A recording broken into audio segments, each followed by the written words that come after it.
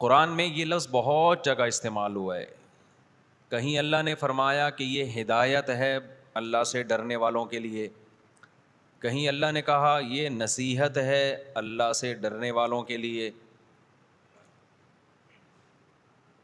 تو بار بار اللہ تعالیٰ یہ لفظ بتاتے ہیں کہ اس سے نہ ہر ایک کو نصیحت ہوگی اور نہ ہر ایک کو اس سے ہدایت ملے گی. یعنی یہ ایسی کتاب ہے جس سے فائدہ صرف ان لوگوں کو ہوگا جو خدا سے ڈرتے ہیں، جن کو حساب و کتاب کا خوف ہے. ایسا کیوں ہے؟ یہ قرآن کیوں کہہ رہا ہے؟ وجہ اس کی یہ ہے کہ قرآن معلومات کی کتاب نہیں ہے کہ چند معلومات آپ کے پاس اکٹھی ہو جائیں. دیکھیں، جب ہم کوئی کتاب پڑھتے ہیں ہسٹری کی، میڈیکل سائنس کی، فزکس کی، کیمسٹری کی، تو آپ اللہ سے ڈرتے ہوں یا نہ ڈرتے ہوں اس سے کوئی فرق پڑے گا؟ بول لو بھائی، اگر نہیں پڑے گا تو کوئی فرق نہیں پڑے گا. بھائی کوئی کہانی کی کتاب پڑھ رہے ہیں، آپ اللہ سے ڈرتے ہوں یا نہیں ڈرتے ہوں کوئی فرق نہیں پڑے گا. اس سے پتہ چلتا ہے کہ قرآن دوسری کتابوں سے کچھ ڈفرینٹ ہے.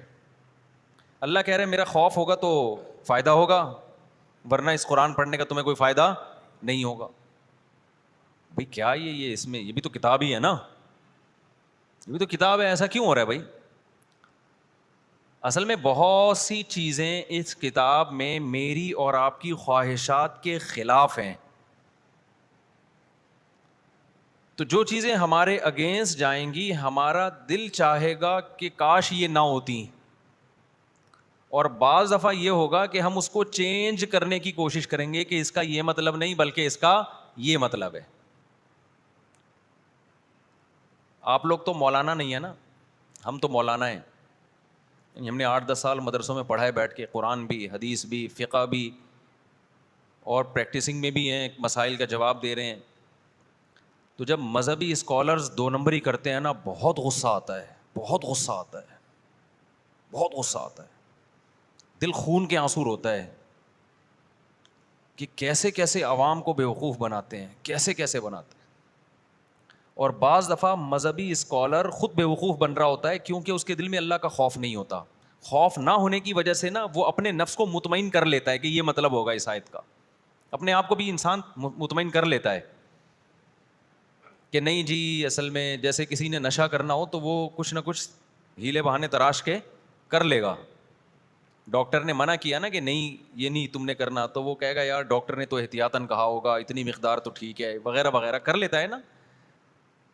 تو ایسے ہی بعض مذہبی اسکالرز وہ کیا کرتے ہیں، وہ قرآن میں بھی تحریف کرتے ہیں، حدیث میں بھی تحریف کرتے ہیں. ایسے بہت زیادہ اس زمانے میں ہو گئے ہیں. اس زمانے میں ایسے اسکالرز دنیا کے ہر ملک میں اور ہول سیل کے حساب سے ہیں. ابھی میں ایک عرب عالم کی تحریر کسی نے نظر سے گزاری کہ وہ داڑھی جو ہے نا وہ پوری رکھنا لازم نہیں ہے، تھوڑی سی بھی ٹھیک ہے. آپ نہ رکھو داڑھی یار، تحریف تو نہ کرو بھائی، اسلام میں تحریف تو نہ کرو. جب انسان دلائل تراشنے پہ آتا ہے نا، دلائل تراشنے پہ آتا ہے تو ہر چیز مل جاتی ہے اس کو گھما پھرا کے. وہ دلیل یہ دے رہے تھے کہ حدیث میں آتا ہے خالف الیہود والنصارى، یہودی اور عیسائیوں کی مخالفت کرو اور داڑھی بڑھاؤ. انہوں نے کہا اصل میں یہ تو یہود و نصارہ کی مخالفت میں ہے، ان سے مشابہت ہے اس میں. اب مشابہت کا مسئلہ ختم ہو گیا، اب تو بہت سے مسلمان بھی کاٹتے ہیں تو مشابہت نہیں رہی ہے. کیا دیدہ دلیری کے ساتھ تحریف کی ہے بھائی، جو 1400 سال میں کسی نے ایسی تحریف نہیں کی. خوب سمجھ لیں، حدیث میں جب یہ آتا ہے نا کہ یہود و نصارہ کی مخالفت کرو اور یہ کام کرو وہ نہ کرو، ہمیشہ اس کا مطلب یہ نہیں ہوتا کہ یہ حکم اس لیے دیا جا رہا ہے کہ یہود و نصارہ کی مخالفت کا تمہیں ثواب ملے، بلکہ حدیث کا مقصد یہ بتانے کا مقصد یہ ہے کہ یہ اتنا برا کام ہے، یہ یہود و نصارہ کرتے ہیں، تم نے نہیں کرنا یہود و نصارہ والے کام، تم ان کی مخالفت کرو. یعنی مخالفت میں اچھا کام کرو، اور اچھا کام کیا ہے کہ داڑھی بڑھانے کی چیز ہے، کٹانے کی چیز نہیں ہے. تبھی علماء نے لکھا ہے کہ سارے یہودی سارے عیسائی دنیا میں داڑھی بڑھانا شروع کر دیں، پھر بھی ہمیں بڑھانے کا ہی حکم ہے. اسے کہتے ہیں کہ شرعی حکم کا مدار حکمتوں پر نہیں ہوتا، علت پر ہوتا ہے. تو یہ تو ایک حکمت بیان کی جا رہی ہے. ابھی یہ تو میں گاڑی بحث نہیں کروں گا آپ کے سامنے، ٹیکنیکل بحث ہو جائے گی، آپ کہیں گے یار مصعب نے کیا میرا مقصد بتانے کا یہ کہ یہ زمانہ ایسا ہے کہ آپ کو جو اپنے مطلب کا نہیں لگ رہا نا, آپ نے اس میں کیا کر دیا. اب یہ کام مذہبی اسکالر کیوں کرتے ہیں؟ عام آدمی تحریف نہیں کرے گا. بہت سے لوگ ہیں جن کی داڑھی نہیں ہے, میرے ریلیٹو میں بہت سے ہیں جن کی داڑھی نہیں ہے, میں ان سے کہتا ہوں داڑھی رکھو, کہتے ہیں مجھ سے صاحب دعا کریں اللہ توفیق دے. تحریف نہیں کریں گے وہ. مذہبی اسکالر تحریف کرتا ہے. کیوں؟ سب سے وجہ اس کی ہے کہ اگر وہ داڑھی کاٹتا ہے نا, لوگ کہتے ہیں کہ تو ہمارے سامنے صبح و شام قال اللہ قال رسول بیان کرتا ہے, تو نے پیغمبر جیسی شکل کیوں نہیں بنائی ہے؟ تمہیں پیغمبر کی شکل رکھتے ہوئے تو تمہیں تکلیف ہوتی ہے, داڑھی بڑھاتے ہوئے تمہیں تکلیف ہوتی ہے, تو ہمیں نصیحتیں کس بات کی کر رہے ہو؟ یہ سوال ہوتا ہے کہ نہیں ہوتا؟ کچھ دن پہلے کیا ہوا, کسی نے مجھے بتایا کہ جی ایک سعودی عرب میں ایک بہت بڑے امام ہیں, وہ داڑھی کاٹتے ہیں, اتنی بڑی مسجد کے اتنے بڑے امام ہیں اور اتنے نیک آدمی ہیں, داڑھی کاٹتے ہیں, تو اصل میں ان کے ایکچولی ان کا جو ہے نا اختلاف ہے اس مسئلے میں. میں نے کہا بکواس ہے, اختلاف نہیں ہے. ایک گدھا گاڑی والا نا ہمارے یہاں ریڑی والا تبلیغ میں چلا لگا کے آئے گا, داڑھی بڑھا لے گا, اور ایک اتنی بڑی مسجد کے اتنے بڑے امام کے ہوتے ہوئے اس کو داڑھی رکھتے ہوئے شرم آ رہی ہے. بخاری مسلم کی حدیث ہے اعفوا اللحا, داڑیاں بڑھاؤ. کتنا بڑا سوال ہوتا ہے آپ کے اوپر کہ آپ ایک بڑی مسجد کے بڑے امام ہو اور مقدس جگہ پہ آپ رہتے ہو, آپ کو تکلیف ہو رہی ہے, آپ گنجائشوں والے قول نکال رہے ہو, اور ایک ٹھیلے والا زیادہ عاشق رسول ہے, وہ تبلیغ میں 3 دن لگا کے آتا ہے اور اپنی پوری داڑھی رکھ لیتا ہے. اب بجائے اس کے کہ آپ شرم سے ڈوب کے مر جاتے ہیں کہ یار مجھ سے تو وہ گدھا گاڑی والا اچھا ہے جس کو پیغمبر کی حدیث پر عمل کرنے کی توفیق مل رہی ہے. اعفا کا مطلب تو چھوڑ دو, بڑھاؤ اس کو, رکھنا تھوڑی ہے. ہونا تو یہ چاہیے تھا آپ شرم سے ڈوب کے مر جاتے کہ آپ کے پیچھے مقتدیوں میں ایسے لوگ ہیں جنہوں نے نہ دین کا علم حاصل کیا, نہ وہ کسی مقدس جگہ کے امام ہیں, نہ جناب ان کے پاس کوئی ان کے خاندانوں میں کوئی دین چلا آ رہا ہے. آپ تو خاندانی دیندار ہو. وہ اس کو پیغمبر صلی اللہ علیہ وسلم کے آرڈر کی ویلیو پتہ ہے جو آپ کی اقتدا میں نماز پڑھ رہا ہے, اور آپ اتنی بڑی مقام پہ کھڑے ہو کر آپ کو پیغمبر کا حکم سمجھ میں نہیں آ رہا. کوئی ایک پیغمبر بتاؤ جس کی داڑھی ایک مٹھی سے چھوٹی ہو. کوئی ایک صحابی کوئی ضعیف سند دکھا دے کہ کسی ایک صحابی نے داڑھی کو ایک مٹھی سے کم کاٹا ہو. نہ تابعین, نہ تابع تابعین, نہ صحابہ, نہ ائمہ مجتہدین. 150-200 سال پہلے مسلمانوں میں کوئی تصور نہیں تھا. اب چونکہ ہم انگریزوں سے متاثر ہو گئے, لبرل بن گئے ہیں, ماڈرن بن گئے ہیں, تو اس ماڈرنزم میں آپ نے کیا کیا, شریعت کے احکامات کو چینج کرنا شروع کر دیا. بدترین تحریف ہے یہ. لوگ مجھے بتا رہے ہوتے ہیں فلاں امام کا قول ہے اس میں کہ کبیرہ نہیں صغیرہ گناہ. میں کہتا ہوں بھائی جب آپ کسی چیز میں تحریف پہ آؤ نا تو اقوال آپ کو ہول سیل کے حساب سے مل جاتے ہیں. فلاں امام کے علاوہ جتنے امام ہیں وہ سارے اس کو غلط کر کے کہہ رہے ہیں, گناہ کہہ رہے ہیں اس کو, تو آپ ان ساروں کو لوگے یا وہ 2-4 کو لوگے آپ؟ تو یہ بڑا مسئلہ آج کل چل رہا ہے میرے بھائی. ابھی کیا ہوا, ہمارے ایک دوست اہل حدیث, انہوں نے کہیں طلاقیں ولاقیں ہو گئی ہوں گی ان کے خاندان میں, تو وہ اللہ کا خوف ہے ان کے دل میں. انہوں نے مجھے, میں بتا رہا ہوں متقین, یہ کس کے لیے ہدایت ہے؟ پرہیزگار. جو اللہ کا خوف ہوگا تو پھر ہوگا, نہیں تو آپ کو ہر آدمی قرآن و سنت کے نام پہ منجن بیچے گا بھی اور آپ اسے منجن خریدو گے بھی. آپ سب کچھ مل جاتا ہے مارکیٹ میں. ابھی چند دن پہلے کی بات ہے, وہ اہل حدیث دوست ہیں پنجاب میں, ان کے کہیں ریلیٹیو میں طلاقیں دے دیں. تو اب کیا ہوا کہ کسی اہل حدیث مفتی سے انہوں نے فتویٰ پوچھا, تو اہل حدیث مفتی صاحب نے یہ بتایا, پتہ نہیں وہ مفتی تھے بھی دینی تھے واللہ عالم, مجھے کیا پتا, لیکن ان کے بقول کوئی اہل حدیث مولانا ہے, انہوں نے فتویٰ دیا کہ جی ایک دن میں یعنی 3 مختلف مجلسوں میں دو گے تو 3 ہوں گی, ایک مجلس میں دو گے تو 1 ہوگی. کسی نے ایک صبح دے دی, پھر دوپہر دے دی, پھر شام کو دے دی, تو 3 ہو جائیں گی. میں نے کہا یار یہ پہلی دفعہ مسئلہ آیا ہے. اب تک تو ہم یہ سمجھ رہے تھے کہ اہل حدیث یہ کہتے ہیں کہ ایک طہر میں 3000 بھی دو گے تو 1 طلاقیں ہوتی ہیں. طہر کہتے ہیں خواتین کو جب مینسز آتے ہیں تو ایک مینسز کے بعد جب دوسرے مینسز کے بیچ کا جو ٹائم ہے, تو اس میں جتنی بھی دو گے, کیونکہ ایک شریعت کے مطابق جائز ہے, دوسری دینا جائز نہیں ہے, تو دوسری دے دی تو وہ کیا ہوگی, کالعدم. اب یہ نیا فتویٰ آ گیا ہے کہ جی 3 مجلسوں میں دو گے تو ہو جائیں گی. جتنے منہ نہ اتنے فتوے آپ کو مارکیٹ میں ملیں گے. دین تماشا بنے گا کہ نہیں بنے گا, آپ بتاؤ تھوڑی دیر میں. طلاق کے مسئلے میں نا بعض اہل حدیث بولتے ہیں, یہ نیا قول میرے سامنے آیا ہے ابھی, بعض اہل حدیث بولتے ہیں حالت حیض میں ہوتی ہے, دوسرے کہتے ہیں قرآن و حدیث کی روشنی میں حالت حیض میں طلاق نہیں ہوتی. کچھ کہتے ہیں قرآن حدیث کی روشنی میں ہو جاتی ہے, کچھ کہتے ہیں قرآن حدیث کی روشنی میں حالت حیض میں نہیں ہوتی. دونوں کہتے ہیں ہم قرآن و حدیث ہی بیان کر رہے ہیں, اور یہ مقلد نہ بننا. ابو حنیفہ شافعی کیا کہتے ہیں, ان کو فالو نہ کرنا. فالو کس کو کرنا ہے, قرآن کو اور حدیث کو. اچھا جی آپ بتائیں قرآن حدیث کیا کہتا ہے. وہ کہتے ہیں قرآن حدیث یہ کہتا ہے حالت حیض میں نہیں ہوتی. دوسرے سے پوچھیں گے وہ کہے گا قرآن حدیث کہتا ہے حالت حیض میں ہو جاتی. اچھا جی چلو. تیسرے سے آپ پوچھیں گے اچھا جی اکٹھی 3 ہوتی ہیں کہ نہیں ہوتی؟ وہ کہیں گا ایک مجلس میں 2 تو ہوتی ہیں, 2 مجلسوں میں 2 تو نہیں ہوتی. قرآن حدیث کی روشنی میں یہ سارے لیبل کیا لگا رہے ہیں؟ قرآن حدیث. دوسرے چوتھے اہل حدیث عالم سے پوچھیں گے وہ کہیں گے کہ نہیں ایک مجلس نہیں, ایک طہر میں جتنی بھی دے دی ایک مہینے کے اندر اندر وہ ساری ایک کاؤنٹ ہوں گی, چاہے اس پہلی طلاق کے بعد رجوع کیا ہو یا رجوع نہیں کیا ہو, وہ ساری کتنی کاؤنٹ ہوں گی؟ ایک ہوں گی. وہ قرآن حدیث کی روشنی میں. چوتھے کسی اہل حدیث مفتی سے پوچھیں گے وہ کہے گا کہ ایک طہر میں جتنی بھی طلاقیں دی ہوں اگلے طہر میں دوسری جب ہوگی جب پہلے والے طہر میں دی ہوئی طلاقوں سے رجوع کیا ہو, رجوع نہیں کیا تو دوسرے طہر میں دوسری بھی نہیں ہوں گی. یہ چوتھا قول ہے اہل حدیث کا طلاق کے بارے میں. نہیں یہی بات میرا خیال ہے.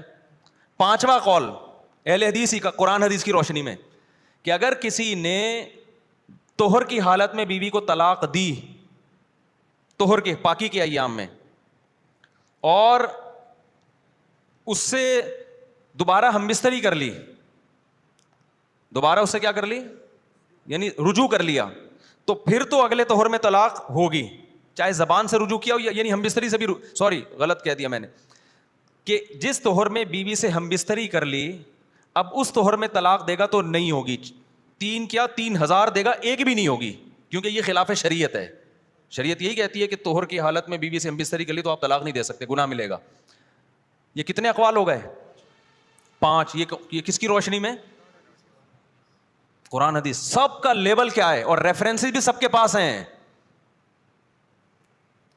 یعنی آپ نے اگر زوجہ کے قریب چلے گئے اس کے بعد آپ نے زوجہ سے ہم بستری کی تو چونکہ یہ ناجائز کام کیا, وہ ناجائز طلاق نہیں ہوتی, لہذا آپ 3000 بھی دو گے تو ایک تو دور کی بات ایک بھی نہیں ہوگی. اور چھٹا قول اہل حدیث میں وہی والا ہے جو جمہور کا قول ہے, جو جمہور کا نہیں جو اجماع قول ہے, جو اجماع امت ہے کہ نہیں بھائی جس طرح بھی 2 طلاق بہرحال ہو جاتی ہے ایک مجلس میں, جو ہمارا والا قول ہے. ایسے بھی اہل حدیث ہیں جو یہ کہتے ہیں. تو کتنے قول ہو گئے؟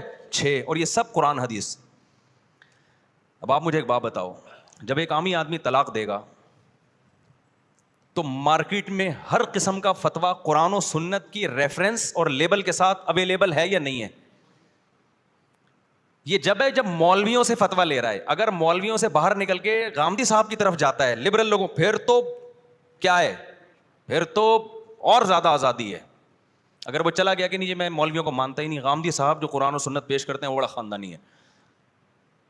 ایوب خان کے دور میں آئلی قوانین بنانے کے لیے نا جب علماء سے رابطہ کیا تو علماء نے تو وہی بتایا جو اجماع امت ہے, 4 اماموں کا قول ہے, صحابہ کا قول ہے. قرآن و حدیث کی وہ تشریح لی جائے گی جو صحابہ کر رہے ہیں, جو 4 امام کر رہے ہیں. آپ اپنی طرف سے تشریحات کیوں کر رہے ہو بھائی؟ تو علماء نے بنا کے دے دیا ایوب خان کو. ایوب خان کو سمجھ میں نہیں آیا, مصر سے مولانا کو امپورٹ کروایا ایوب خان نے. اس نے کیا کیا کہ ایکچولی 3 حیض کو 90 دن کر دیا. اس نے کیا کر دیا؟ 3 حیض کو کیا کر دیا؟ 90 دن. پھر اس نے یہ قانون بنایا, اور جو باہر سے لبرل مولانا آئے نا, وہ مولانا ہی نہیں تھا, پتہ نہیں کوئی یونیورسٹی کے پروفیسر صاحب تھے, انہوں نے کیا کیا طلاق کے مسائل میں, اب آپ دیکھو ڈرامہ, اور یہی لا کا حصہ بنا دیا پھر ایوب خان نے. اتنے سارے یہاں مولانا تھے, کسی کو لفٹ. یہ گورنمنٹ یہ دھاندلی کرتی ہے کہ بجائے اس کے کہ فتویٰ لے کے اس پہ عمل کیا جائے, پہلے ایک رائے قائم کی, اس کے مطابق فتویٰ لیا جا رہا ہے. آئی بات سمجھ میں؟ یعنی آپ نے ایک قانون تو بنانا ہی بنانا ہے, اب اس کو مشرف با اسلام کرنے کے لیے آپ مارکیٹ سے ہر ٹائپ کا مولوی آپ کو ملے گا. تو اس زمانے میں پاکستان میں اتنے لبرل مولوی اب تو مل گئے ہیں, اب تو باہر جانے کی ضرورت نہیں. مصر میں ملتے تھے, تو اس نے کہا مصر سے امپورٹ کرواؤ کسی مولوی کو. مصر میں مولانا صاحب آئے, انہوں نے کہا کہ طلاق کا یہ سیٹ اپ ہی غلط ہے جو مولویوں نے بتایا ہوا ہے, یہ زبان سے دی ہو گئی, یہ کوئی نہیں ہے. قرآن کی آیتیں کوٹ کی میں بتاتا ہوں کہ فبعثوا حکما من اہلہ وحکما من اہلہا, اللہ نے کہا طلاق سے پہلے صلح کی کوشش کرو. تو ہم بھی کہتے ہیں کوشش کرو, لیکن اس کا یہ مطلب تو نہیں ہے کہ صلح کی کوشش کے بغیر طلاق دے دی تو ہوگی نہیں. یہ کہاں لکھا ہوا ہے؟ انہوں نے کہا نہیں, اصل میں اسلام ایکچولی کیا بتا رہا ہے کہ صلح کی کوشش, لہذا یونین کونسل میں پہلے مصالحت کی کوشش ہوگی, ایسے ہی نہیں طلاق ہو جائے گی بیٹھے بیٹھے دے دی تو. پھر مصالحت کی کوشش کے بعد بھی اگر ڈیورس ہوتی ہے تو پھر 90 دن تک میاں بیوی کو سنبھلنے کا, 90 دن میں انتخابات ہوتے ہیں نا, موقع دیا جائے گا. اسلام کہہ رہا ہے رجوع کا حق ہے 3 حیض تک. اس نے حیض کو ختم کر کے 90 ڈیز, اس طرح کر کے ایسا چوچو کا مربع بنایا نا, وہ عدالتوں میں چل رہا ہے, مانتا اس کو جج بھی نہیں ہے, کیونکہ جج کو بھی پتا ہے کہ یار یہ کوئی بھی سوسائٹی میں مانے گا ہی نہیں اس کو. میں سمجھا پا رہا ہوں اپنی بات؟ اس لیے قرآن کیا کہہ رہا ہے بھائی, اس سے فائدہ وہ اٹھائیں گے جو اللہ سے ڈرتے ہیں, چاہے وہ مولوی ہوں, مذہبی اسکالر ہوں یا عام لوگ ہوں. جو نہیں ڈرے گا یضل بہ کثیرا, قرآن کہتا ہے اسی قرآن سے گمراہ کروں گا میں اس کو. جہاں قرآن کی اللہ نے یہ صفت بیان کی ہے, یہدی بہ کثیرا, بہت سے لوگوں کو اللہ ہدایت دے گا اس کے ذریعے, وہیں قرآن کہہ رہے بہت سے لوگوں کو میں قرآن کے ذریعے کیا کروں گا, گمراہ کروں گا. تو اس لیے میرے بھائی پہلے آپ یہ اپنے اوپر التزام کریں کہ میں نے حق کو فالو کرنا ہے. میں جو بات کروں گا قیامت کے دن مجھے اس کا جواب دینا پڑے گا. میں اگر کہیں سے فتویٰ لینے جاؤں گا, میں اللہ کو ایکسپلین کر سکوں گا کہ اللہ یہ میں نے اس لیے لے لیا تھا. مثال کے طور پر یہاں طلاق میں تو بہت ہو رہی ہے فتویٰ نا, طلاقیں دے کے اہل حدیث سے فتویٰ. میں ان سے کہتا ہوں تم نے آج تک فقہ حنفی کو فالو کیا ہے, اب اہل حدیث کے پاس کیوں جا رہے ہو؟ بعض جاتے ہیں سعودی عرب سے فتویٰ لے کر آتے ہیں. یاد رکھو سعودی عرب کے علماء کوئی زمزم سے دھلے ہوئے نہیں ہیں, ہمارے جیسے ہی انسان ہیں. لوگ سمجھتے ہیں کہ چونکہ سعودی عرب ہے تو وہ بہت پہنچے ہوئے ہیں. یہ وہم اپنے دماغ سے نکال دو. وہاں بھی ہر طرح کے اچھے بھی ہیں برے بھی ہیں, جیسے ہمارے یہاں 1 نمبر بھی ہیں 2 نمبر بھی, تو سعودی عرب میں بھی دونوں چیزیں مارکیٹ میں ہیں. یہ نہیں کہ کسی مفتی پہ مکہ کا لیبل لگا ہوا ہے تو بس وہ بہت پہنچا ہوا ہے, ایسا بالکل بھی نہیں ہے. اور وہاں بھی حکومتوں کے دباؤ بہت ہیں وہاں پہ. وہاں ہم تو ممبر پہ جو جتنی کھل کے بات کر رہے ہیں نا, سعودی عرب میں آپ نہیں کر سکتے. یہ تو یہاں یہ تو ہم تو کم از کم بتا تو سکتے ہیں کہ کون ڈرامے کر رہا ہے, وہاں تو یہ بھی نہیں ہے. تو آپ فتویٰ کہاں سے لینے جا رہے ہو؟ سعودی عرب سے. واہ واہ واہ. آج تک سعودی عرب کا اصول یہ تھا کہ جب بھی کوئی پاکستان سے فتویٰ لیتا نا, مانگتا سعودی علماء سے, سعودی علماء ریفر کرتے کہ اپنے علاقے کے علماء سے فتویٰ لیں آپ. اب تک یہ چلا آ رہا تھا, اب یہ چینج ہو گیا ہے, ورنہ اب تک یہی ہو رہا تھا. لیکن اب نہیں ہوتا, اب تو وہ یہاں سے بھیجے وہاں سے بھیجے, اب چلا جاتا ہے فتویٰ. کوئی کیا فتویٰ دے رہا ہے, کوئی کیا فتویٰ دے رہا ہے, ایک عجیب چوچو کا مربع بن گیا ہے.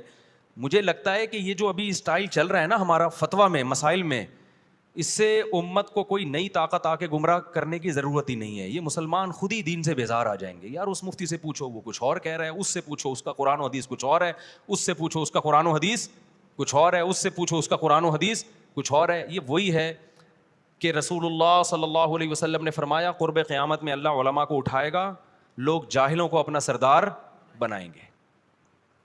جاہل سے مراد کیا ہے؟ جن کے پاس دین کے علم میں رسوخ نہیں ہوگا, یا رسوخ تو ہوگا مگر تقویٰ نہیں ہوگا ان میں.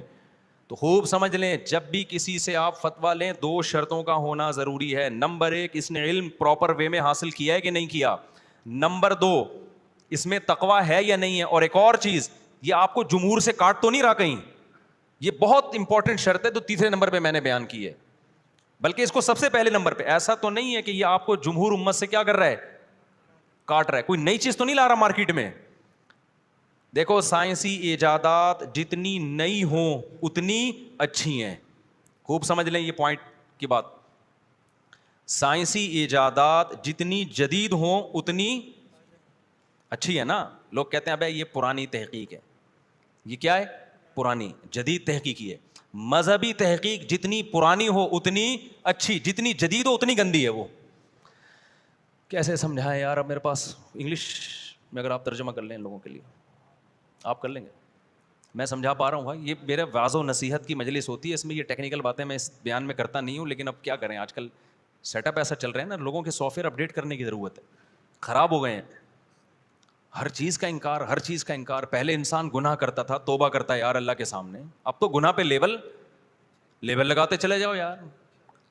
ہر برائی کو کیا طلاقیں دیتے تھے پہلے لوگ, پچھتاتے تھے, روتے تھے, گڑ گڑاتے تھے. دوبارہ شادی ہوتی تھی 100 دفعہ سوچتے تھے یار اب زبان سے یہ لفظ نہیں نکالیں گے. اب کیا ہے, ادھر طلاقیں دی, ادھر وہ مصر سے فتویٰ منگوا رہا ہے, وہاں سے سعودیہ سے سلفیوں کا فتویٰ منگوا رہا ہے, ادھر سے فلانے کا فتویٰ منگوا رہا ہے. پھر میاں بیوی مل کے آپس میں ڈسکس کر رہے ہیں کہ یہ والا مناسب رہے گا, یہ والا فتویٰ بیگم. اور سب پہ قرآن و حدیث کے ریفرنس. ہم جب بولتے ہیں کہ وہ مجتہدین, امت کے وہ ریسرچ کرنے والے لوگ جن پر پوری امت کا اتفاق ہے, جو تابعین تبع تابعین کے دور کے تھے, وہ پہلے یہ ریسرچ, وہ قدیم ریسرچ ہے. قدیم ریسرچ یہ ہے کہ اکٹھی 3 جس طرح بھی دو, ایک مجلس میں دو, الگ الگ مجلس میں دو, جان کر دو, بھولے سے دو, حالت حمل میں دو, حیض میں دو, آپ کا سیٹ اپ کیا ہو گیا, فنش, ختم. یہ قدیم تحقیق ہے, یہ صحیح ہے, سارے صحابہ کا یہی فتویٰ ہے. اس کو کہتے ہیں یہ اندھے مقلد ہیں, یہ اپنے مسلک کو پروموٹ کر رہے ہیں. مسلک کو ہم نہیں کر رہے, مسلک کو آپ کر رہے ہو. سمجھ میں آ رہی ہے بات کہ نہیں آ رہی؟ مسلک کو آپ پروموٹ کر رہے ہو, ہم تو آپ کو مسلک کی جکڑ بندیوں سے نکال کے قدیم مجتہدین کی طرف لے کے جا رہے ہیں. ان کی پرانی تحقیق ہے وہ صحیح ہے. اب جو تحقیقات مارکیٹ میں آ رہی ہیں وہ خواہشات سے مزین, وہ خواہشات کے اثرات ہیں اس کے اندر, اس میں مسلک کو پروموٹ کرنا ہے. کتنی دفعہ میری اہل حدیث سے بات ہوئی ہے, یار 3 طلاق پہ بات کرو, نہیں بات کرتے. کیوں؟ ان کو پتا ہے کہ مسلک کا نقصان ہوگا اس سے. جب دلائل کے انبار لگائیں گے نا ہم طلاق پہ قرآن سے احادیث سے, تو نقصان کس کو ہوگا؟ مسلک ڈیمیج ہو جائے گا. یہ جو حافظ صدیق رضا سے میری نہیں بحث ہوئی تھی, میں بار بار کہہ رہا تھا کہ آپ 3 طلاق کے موضوع پر بات کرو, کیونکہ آپ لوگ 3 کو 1 قرار دے کر زنا کا دروازہ کھولتے ہو. وہ اس پہ ایگری نہیں. انہوں نے کہا تقلید پہ بات ہوگی. بات کس پہ ہوگی؟ پھر میں راضی ہو گیا. چلو میں نے کہا ٹھیک ہے, میں تقلید پہ پہلے بات کروں گا, اس کے بعد پھر 3 طلاق پہ بات ہوگی, کیونکہ یہ مسئلہ حلال حرام کا ہے. پھر میں نے محترم سے کہا کہ ٹھیک ہے, تقلید پہ بات کرنے کے لیے ابھی مناظرہ بعد میں ہوگا, پہلے ہم تقلید کی ڈیفینیشن کو طے کریں گے بیٹھ کے. تقلید آپ کہتے کس کو ہیں, ورنہ مرغوں کی طرح لڑائی ہوگی نا. تو تقلید کو ہم ایکسپلین کریں گے بیٹھ کے, تاکہ تقلید کی لگی بندی ایک تعریف ہو, پھر اس تعریف سے آپ کو اور مجھے ہٹنے کی اجازت نہیں ہوگی. تو اگلے اسٹیپ میں ہم اس پہ کیا کریں گے؟ بحث کریں گے. انہوں نے آنے کے بعد 2 گڑبڑیں کی. ایک یہ کہ جو تقلید پہ جو میں نے کہا تھا نا کہ ایکسپلین کرو, وہ ایکسپلین نہیں کیا. جب میں نے کراس کویشچن پوچھے تو اس میں گڑبڑ کر دی. اگر وہ مناظرہ میں نے کرنا ہوتا تو میں اپنے کیمرے نہیں آن کرتا کیا؟ میں یہ دنیا میں کہیں ایسا مناظرہ دیکھا کہ آپ سامنے والے سے مناظرہ کر رہے ہیں, اس کو تو اجازت ہے لائیو چلانے کی, اور ہم اپنے کیمرے بند کر کے بیٹھے ہوئے ہیں. یہ اسی وجہ سے تھا کہ مناظرہ نہیں تھا. یہ کیا تھا؟ آپ پہلے تقلید کی لگی بندھی تعریف ریٹرن میں لکھیں گے, اس کے بعد پھر ہم اس پہ آپ سے بحث کریں گے, تاکہ آپ وہاں سے گھومو نہیں. لیکن انہوں نے اس کو مناظرے کا نام دے کے لائیو چلا دیا. تو اصل میں تو بات ہوئی تھی نا میری حافظ صدیق صاحب سے اہل حدیث کے, بھائی طلاق پہ جو آپ جو ہم یہاں سے فتویٰ دیتے ہیں کہ بیوی حرام ہو گئی, وہ فوراً وہاں احادیث کے ریفرنسز لگا کے نا کہ نہیں ہوئی. تو یہ کتنا بڑا اختلاف ہے یار. لوگ کہیں گے یار یہ کیا ہے, قرآن جہاں طلاق کے مسائل بیان کرتا ہے وہاں قرآن کیا کہتا ہے؟ اللہ کے حکام کو کھیل تماشا مت بناؤ. تو جو ریسنٹلی بحث چل رہی ہے اس پہ نہیں آئیں گے. تو مسلک, خدا کی قسم ہم مسلک پرست نہیں ہیں. مسلک پرست وہ ہیں جو اکثر آپ کو مذہبی اسکالرز میں جو فرقہ واریت کے خلاف باتیں کر رہا ہوگا نا, سب سے بڑا فرقہ واریت کا علمبردار وہی ہوگا. یعنی آج کل یوٹیوب کی دنیا میں جو زیادہ چیخ رہا ہوگا نا, میں فرقوں کے خلاف ہوں, میں فرقوں کے خلاف ہوں, میں فرقوں کو نہیں مانتا, سب سے زیادہ فرقہ کون پھیلا رہا ہوگا؟ وہ خود ایک نیا فرقہ بنا رہا ہوگا. تو امت میں کوئی بھی آپ کو جمہور امت سے ہٹا رہا ہے, جمہور امت سے. جمہور سے میری مراد اہل سنت والجماعت میں جمہور. ایک صاحب کو میں نے بات سمجھائی ہوئی ہے, ایسے تو پورا ایران ایک شیعہ رافضی مذہب کو فالو کرتا ہے, کیا اکثریت کو ہم دیکھیں؟ اکثریت کو نہیں, امت میں اہل سنت والجماعت جو قرآن اور سنت کو حجت مانتے ہیں ان میں اکثریت کو دیکھا جائے گا. شیعہ حضرات کا تو اپنا ہی مسلک ہے نا, وہ تو اہل بیت اور ان کے تو بالکل اصول ہی ہم سے مختلف ہیں. تو یہ امت, ہمارے نبی صلی اللہ علیہ وسلم آخری نبی ہیں, اور یہ امت بھی آخری امت ہے. اب یہ امت کبھی بھی حدیث میں آتا ہے گمراہی پہ جمع نہیں ہوگی. ایسا نہیں ہو سکتا کہ پوری امت غلط ٹریک پہ چل پڑی اور 4 آدمی ہمیں آ کے اسلام سکھا رہے ہوں کہ اصل اسلام وہ نہیں, اصل یہ ہے. تو اس لیے میں آپ سے کہتا ہوں کہ اگر آپ کو فقہ حنفی پسند نہیں ہے, آپ فقہ شافعی قبول کر لو, آپ فقہ مالکیہ پہ چلو, آپ فقہ حنبلی پہ چلو, ہمیں کوئی اعتراض نہیں ہے. ان چاروں میں سے کسی ایک پہ چلو, کیونکہ یہ جدید تحقیق نہیں ہے. یہ کیا ہے؟ ان چاروں میں قدیم تحقیق ہے اور صدیوں سے چلی آ رہی ہے. سمجھتے ہو کہ نہیں سمجھتے؟ ابھی بھی نہیں سمجھ میں آیا نا, تو پھر آپ کو مل جائے گا, حلال تو ہو جائے گا, سب کچھ مل جائے گا فتویٰ کہیں نہ